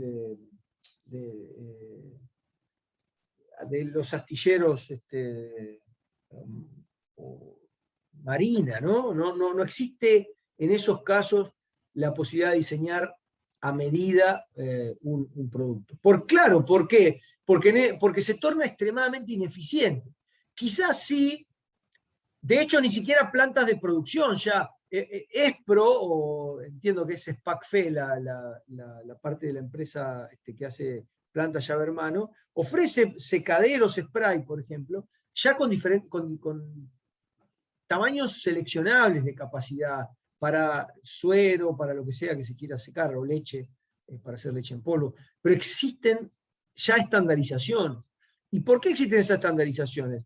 Bueno, porque se necesita ser competitivo, porque no toda empresa está dispuesta a pagar semejante cantidad de dinero para poder llevar o para poder conseguir su planta de producción. Entonces, los proyectos son en general casos cada vez más aislados. Existe una versión un poco más eficiente en términos de costos y un poco menos flexible, que son los procesos de consultoría o jobbing. Volviendo al caso de Sinter, por ejemplo, ustedes van a encontrar, bueno, de nuevo, SPACFE tiene cosas similares, pero en el caso de Sinter van a encontrar ustedes que si alguien quiere una nave de determinadas dimensiones, Sinter les va a ofrecer una gama de alternativas de proyectos que ya desarrolló. Y eso obviamente lo hacen mucho más barato. ¿Por qué? Porque tiene en su planta en Sauce Viejo ya máquinas preparadas para hacer esos perfiles en esos tamaños, entonces ya tiene incluso los planos, un montón de cosas que lo vuelven más competitivo a su producto, que obviamente tiene un montón de servicio atrás. Pero claro, al ya ser algo un poco más estandarizado, no tiene tanto de diseño a la orden, sino ya de make to order, ¿no? no conozco casos todavía de Sinter haciendo enfoques de assembly to order, ¿no? Como diciendo, bueno, necesito un depósito de estas dimensiones. Ah, bueno, yo ya tengo estoqueado todas las cabreadas o columnas, lo único que tengo que hacer es tomarlas del stock y llevar y ensamblarlas. En general, todavía sigue trabajando make to order Sinter, pero si la cosa se torna muy competitiva y el volumen lo justifica, podría hasta incluso estoquearse de columnas para armar estos galpones y de vigas, etcétera, y salir al mercado con eso. Sería un poco arriesgado. Sobre todo, ¿por qué? Porque no hay tanta necesidad de que el tiempo sea un factor competitivo tan fuerte. ¿Se dan cuenta? Esa es la clave. Si el tiempo lo fuese, quizá lo obligaría a Sinter a tomar ese tipo de decisiones. Pero la consultoría o jobbing, como se le llama, es un modelo un poco más flexible que el proyecto en sí mismo. ¿Existen todavía en Sinter algunos enfoques de proyecto? Bueno, es interesante el caso, por ejemplo, de Sinter haciendo, la respuesta es sí, y es interesante el caso de Sinter, por ejemplo, produciendo para, por ejemplo, el aeropuerto Carrasco, creo que lo mencioné en algunas clases, el aeropuerto Carrasco es el aeropuerto de Montevideo, en Uruguay, y se hicieron unas remodelaciones, de hecho el diseño de una cubierta nueva, un techo completamente nuevo, y el diseño lo hizo otra empresa, pero se lo trajeron a Sinter para que lo produzca, y fue obviamente un proyecto, porque la forma de ese techo, que era una forma muy rebuscada, asimétrica, hizo que haya que hacer todos los productos, las vigas y cabreadas y columnas, muy específicamente adaptar todas las máquinas a la medida. Obviamente es algo mucho más caro, ¿no? Típicamente los dos primeros modelos o esquemas de producción, por proyectos o consultoría también, en general se asocian a productos en su fase de introducción o de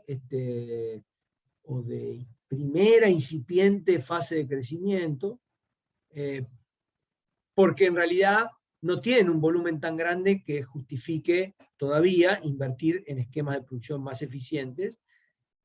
Pero ya cuando el volumen es importante o lo justifica, uno piensa ya en un esquema de producción más voluminoso. Y el primero que aparece es el esquema Shop-Shop, que aparece aquí. Bueno, vamos a poner aquí, como dijimos, completar acá, aparecería Make to Order, y en general sigue siendo un layout de posición fija, o flujos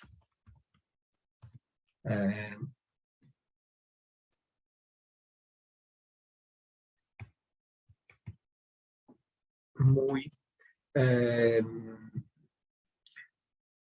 de alguna manera ad hoc, uno podría llamar, bueno, no voy a usar esa palabra, va a ser un poco compleja. Posición fija o flujos específicos.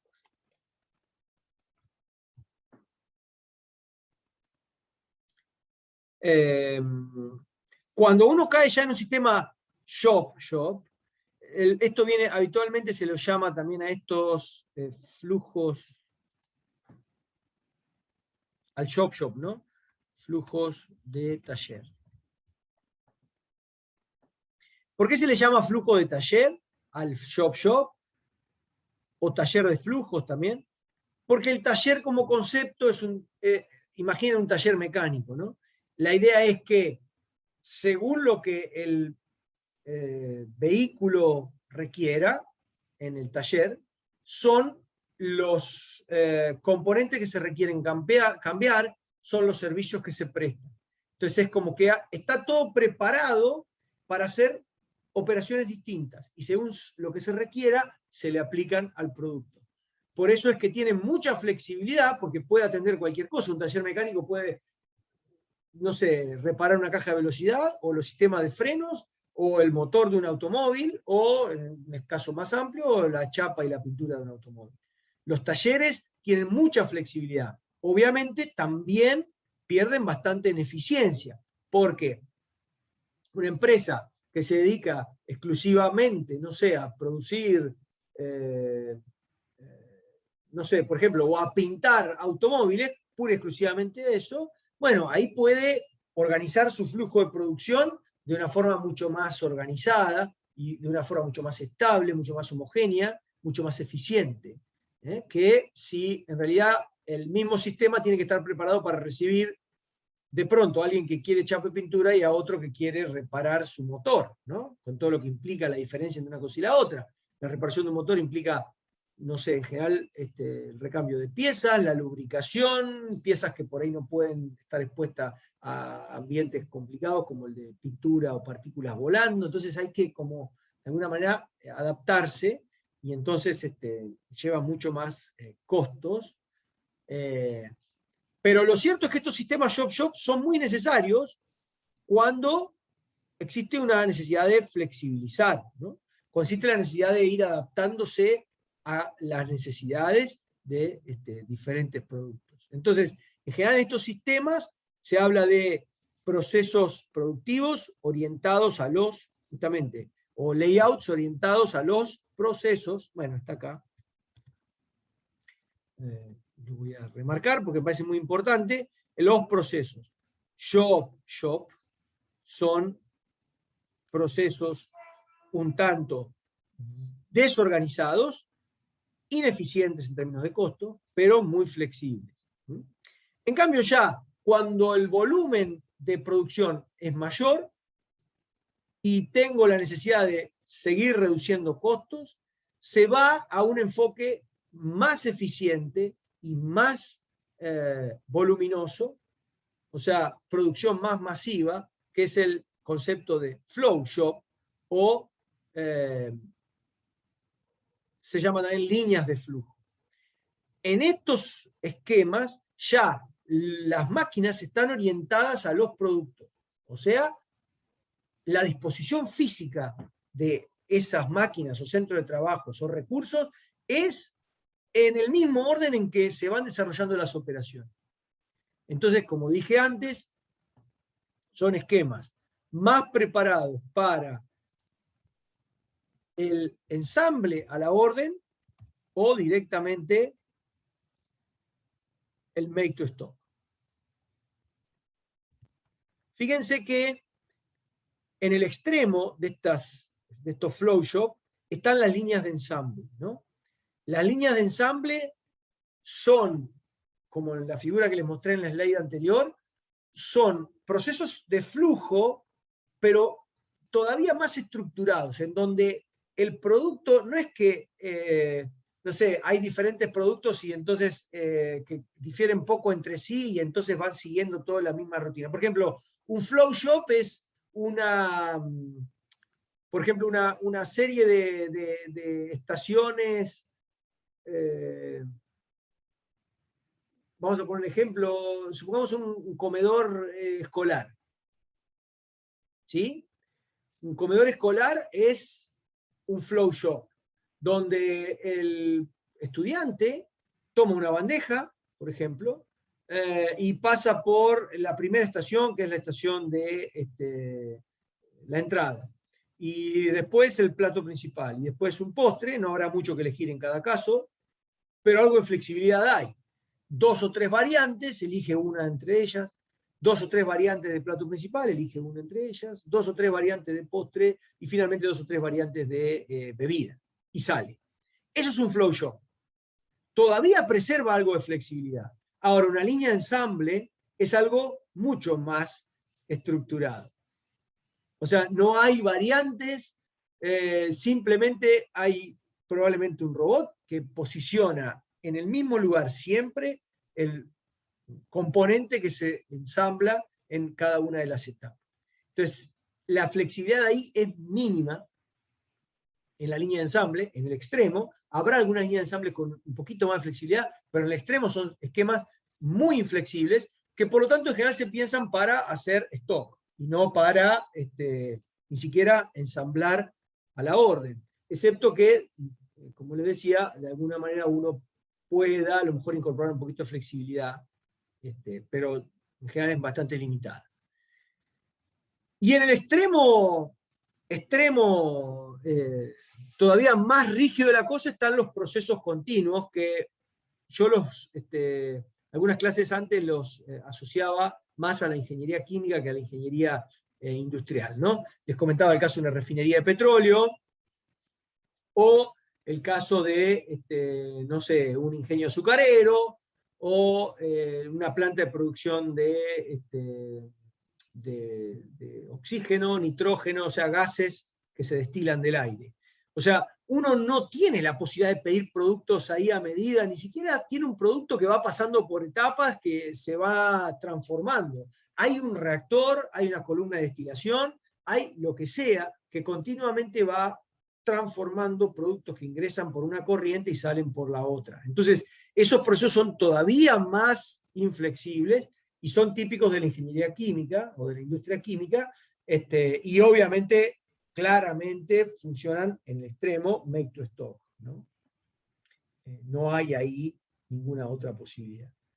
Pero vamos a ordenarlos en lo que, bueno, yo les decía lo de los layouts, aquí era posición fija fija o flujos específicos, acá hay ya layout orientado a procesos, en el medio estará la manufactura celular o tecnología de grupos, entre shop y flow shop, aquí está, voy a escribir, en este punto 3', vamos a llamarle, está la manufactura celular o tecnología de grupos.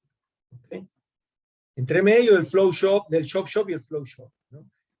Tendiendo a capturar las eficiencias de un flow shop con algunos procesos en línea en cada celda, pero preservando algo de la flexibilidad de un shop, tratando de que se puedan mover de una celda a la otra ciertos productos.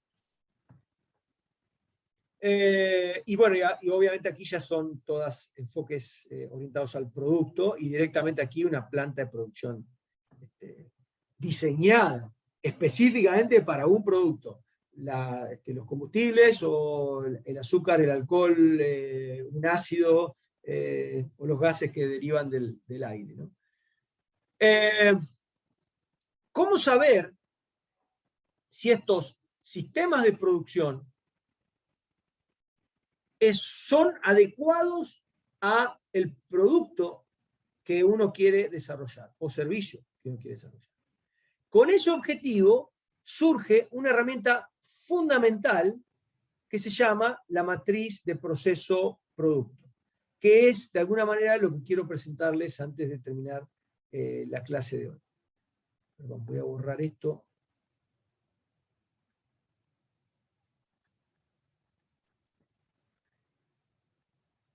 Aquí hay algunas slides donde se hacen algunas aclaraciones que son las mismas que fui dando. Ustedes después mírenla, como les dije, en detalle.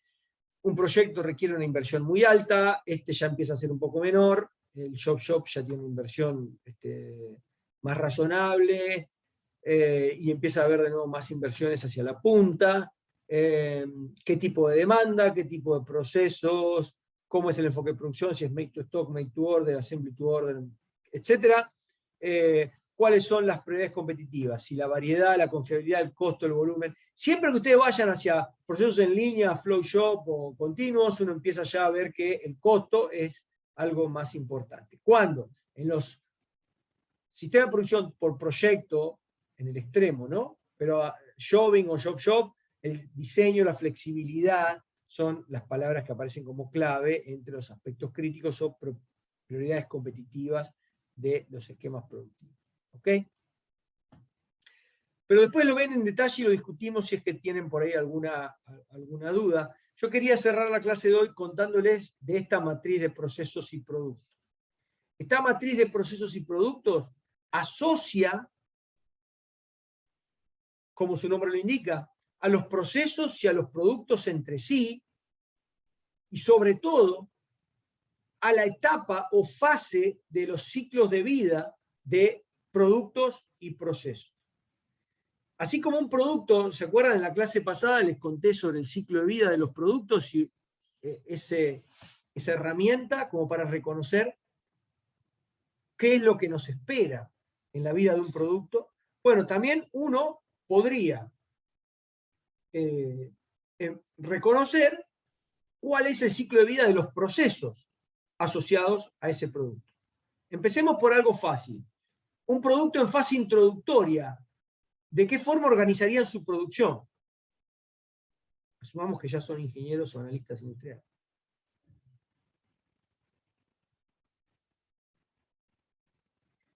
Como una línea de ensamble, como un proceso de producción continua, como un flow shop, un shop, un jobbing o un proyecto.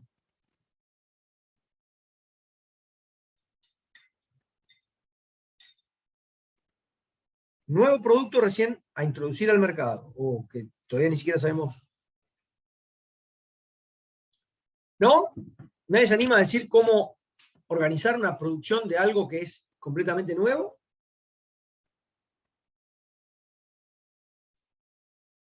Y si es Puede ser nuevo, un... la demanda no se conocería tanto en ese momento, o bueno, sería un análisis tal vez anterior, pero yo me centraría más en un tal make to order, para, o sea, en el caso de justamente ser demandado el producto, yo tenerlo y no tenerlo ya estoqueado, en el caso de que no lo requiera, no haya penetrado el mercado, no tenerlo dando vuelta por ahí, teniendo costos.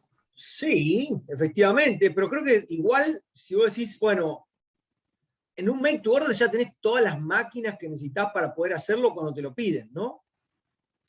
El producto este es nuevo. Diría que ni siquiera sabés cómo hacerlo, digamos, tenés hasta variantes. De hecho, ni siquiera sabés cómo el cliente lo quiere, digamos, ¿no? Va a haber un montón de detalles que todavía tenés que corregir. Entonces tampoco creo que convenga tener máquinas ya preparadas para eso. Diría que en general vas a tener que hacer un diseño para la orden en un producto que recién se introduce en el mercado. Por supuesto, dependerá de qué producto de inserción de mercado estamos hablando. Por ejemplo, no sé, si ustedes me dicen, bueno, insertar una variante de un producto que ya está, no sé, por ejemplo, una bebida con un sabor nuevo, y obviamente estoy de acuerdo, digamos, que si el sabor no es, o es una bebida dietética de algo que ya tiene una aceptación en el mercado, bueno, los procesos o las máquinas que vas a utilizar ya más o menos la conoces por analogía con las otras. Pero en general, cuando se va a lanzar un nuevo producto al mercado, lo que se arma es un proyecto. La más flexible de las posibilidades, la más costosa, sin duda, y en términos de la cantidad que se produce con cada dinero, con cada unidad de dinero que se destina, pero la que te permite muchas adaptaciones con mucha facilidad. Entonces, desde las características que hay que reconocer de ese producto, porque la verdad es que no solo la elaboración del mismo producto, en el sentido de la elaboración material del producto hay que pensar también que hay que reconocer, vos decías, Lucio, esto de que ni siquiera sé cuál va a ser la demanda. Bueno, ¿qué es eso? Eso es la necesidad de hacer un estudio de mercado. Y el estudio de mercado es un proyecto, ¿no? Quizás tengas la posibilidad de recurrir a un tipo de jobbing si vas a una consultora que a lo mejor habitualmente haga estudios de mercado de bebidas gaseosas, por ejemplo. Entonces le diga, mirá, yo soy una empresa pequeña, un emprendedor, quiero sacar una bebida de estas características, necesito un estudio de mercado. Y entonces a lo mejor él te cobra un poco más barato y entonces tenga la posibilidad de no hacer un proyecto completo como estudio de mercado, sino un análisis específico en el cual, digamos, esta empresa consultora es una especialista. Entonces, bueno, no es totalmente un proyecto en su total dimensión en cuanto a flexibilidad y customización, sino que es algo un poquito más estándar, pero en definitiva estás en ese extremo, ¿no? Cuando un producto sale. Entonces, un estudio de mercado se asocia claramente a un proyecto o a un jobbing, una actividad de consultoría. El diseño de un nuevo producto se asocia, o sea, imaginen ustedes Ford diseñando un nuevo automóvil eléctrico. Bueno, es un proyecto en sí mismo. Esa primera unidad, hasta que sale el prototipo y se empiezan a hacer algunas unidades, etc., es un proyecto en sí mismo. Hay mucho artesanal ahí, hay muchas máquinas muy, muy, muy específicas para realizarlo, hasta que pasa a una fase un poquito más avanzada de unidades a comercializar. Aparecen algunos pedidos ya, y ahí sí estoy de acuerdo, ahí en una segunda fase uno podría pensar en algo un poco más de tipo make to stock, make to order, en la cual ya tengo algunas máquinas preparadas, quizás adaptadas de alguna otra línea, para empezar a armarlo con un poquito más de eficiencia, para que no sea tan costoso. Empezar a recortar un poco de costos para poder, en definitiva, hacer que sea más accesible y entonces tome más volumen el negocio. Ahora, hay algo que reconocer. Bueno, finalmente, después si el producto es aceptado y empieza en su fase de crecimiento, consolidaré ya un proceso shop-shop y más avanzada la fase de crecimiento, empezaré a tener que tomar decisiones respecto de automatizarlo, implementaré un flow shop y finalmente, si es tan exitoso como los modelos que nosotros estamos acostumbrados a ver en la industria automotriz, porque son los que nos llegan a nosotros básicamente, que vemos circulando, ahí ya líneas de ensamble, algo completamente más estructurado, eficiente para poder competir bien con costos. Lo que es interesante y se dice de esta matriz de procesos y productos, que, bueno, ustedes ven acá, por ejemplo, parte de baja, en el extremo aquí arriba estarían, vamos a ponerlo por aquí, los proyectos, ¿no? Donde el volumen es tan bajo que es 1, el prototipo, y el flujo es tan desordenado que es el flujo de cosas alrededor del proyecto y no del producto en sí mismo. O sea, es como que hay que hacer tantas cosas que el flujo es extremadamente específico para el proyecto en sí. Entonces, cualquier producto que parta, se introduzca, se asocia inexorablemente a algún proyecto de desarrollo de ese producto, prototipo, lo que sea. De ahí, obviamente, cuando los procesos ya empiezan a ser con un volumen un poquito mayor, empieza a haber mucha necesidad de alta variedad, bajo volumen, baja estandarización, o sea, alta customización, y estás en este primer bloque. Después se evoluciona a un volumen un poco mayor, y entonces ya la variedad es todavía importante, por eso habla de varios productos, pero el volumen ya es más grande. Entonces aparece el flow shop como alternativa. Y finalmente ya hay poca variedad, un alto volumen se va a una línea de ensamble, y finalmente un proceso continuo donde altísima variedad, el producto es único. Lo que se dice es, bueno, no todo producto obviamente puede llegar a procesos continuos. Como les dije, muchos productos de los de la ingeniería industrial mueren en este nivel. Y mueren en este nivel porque no existen para ellos procesos continuos, ¿no? Pero lo interesante, y aquí quería hacer una acotación, es que esto tiene que ver con la evolución del proceso, ¿no? Y esto tiene que ver con la evolución del producto a lo largo de su ciclo de vida. Lo que quería comentarles, y que es muy importante que ustedes tengan en cuenta, es que en general las empresas reaccionan cambiando sus procesos después que ven que el producto cambió. O sea, esta evolución en la diagonal se da en general de a saltos discretos. ¿Qué implica eso? Que recién cuando la empresa nota que su producto adquirió suficiente volumen, sale de la producción por proyectos específicos, o sea, cuando alguien dice, che, diseñame un auto, vi que te salen bien, haceme un autito para mí, yo lo quiero de este tamaño y qué sé yo, bueno, de pronto se ve como que el volumen es tan grande que dice, bueno, invirtamos en alguna suerte de automatización, cambiemos a que los flujos sean un poco más ordenados, y entonces, por ejemplo, a manufactura celular, y entonces podamos abaratar costos en la producción, porque hay mucha gente ya que me pide más o menos lo mismo. Y si no me lo pide así, yo voy como forzando a que la gente lo vaya eligiendo de una serie de alternativas.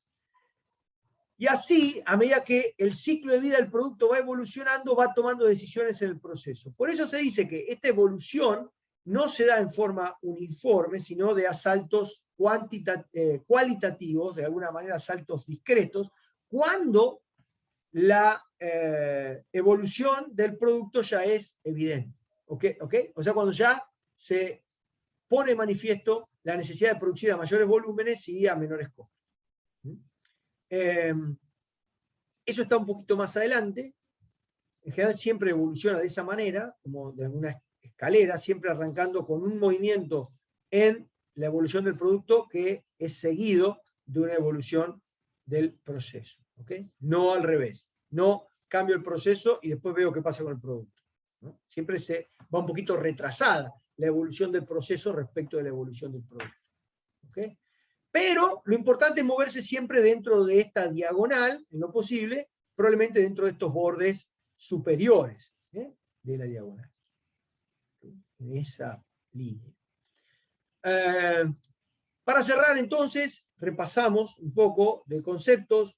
Quizá también lo que van a ver ahora en las próximas slides es la adaptación de esta matriz al caso de servicios, que también tiene su propia matriz de procesos y productos. Por ejemplo,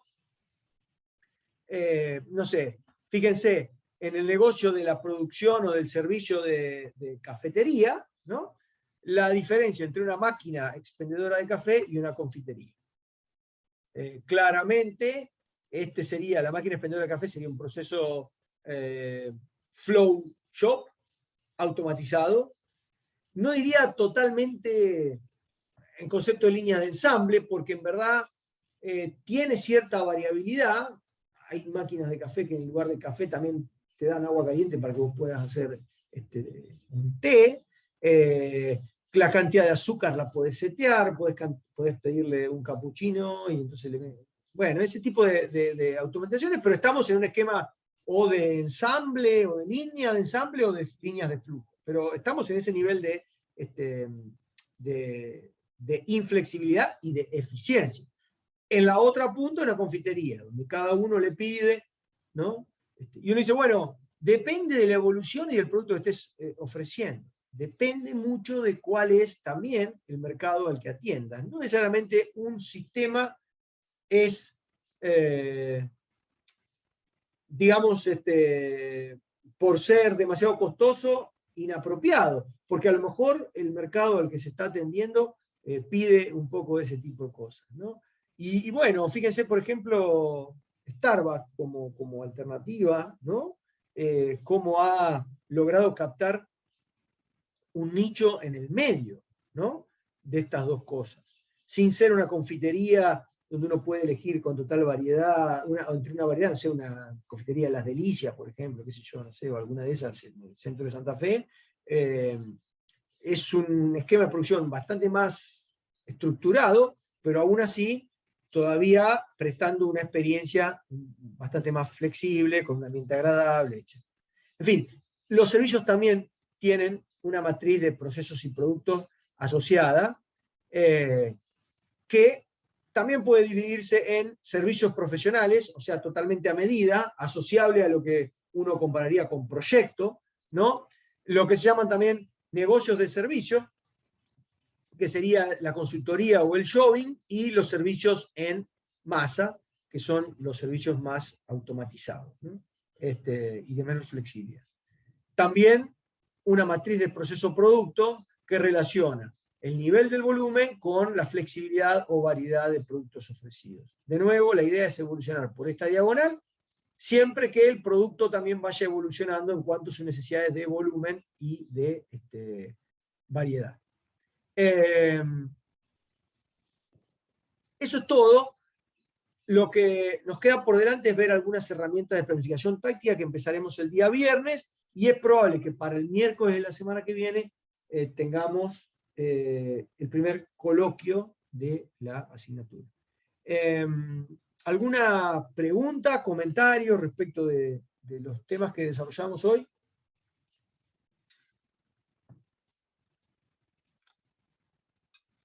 Como siempre les recomiendo, vayan llevando estos temas en paralelo con el desarrollo de el primer trabajo práctico que se le ha propuesto, ¿no? O guía de problemas, esto de los casos que les han tocado, porque es importante diría, aprender, en el sentido de hacerlas propias a los conceptos, a las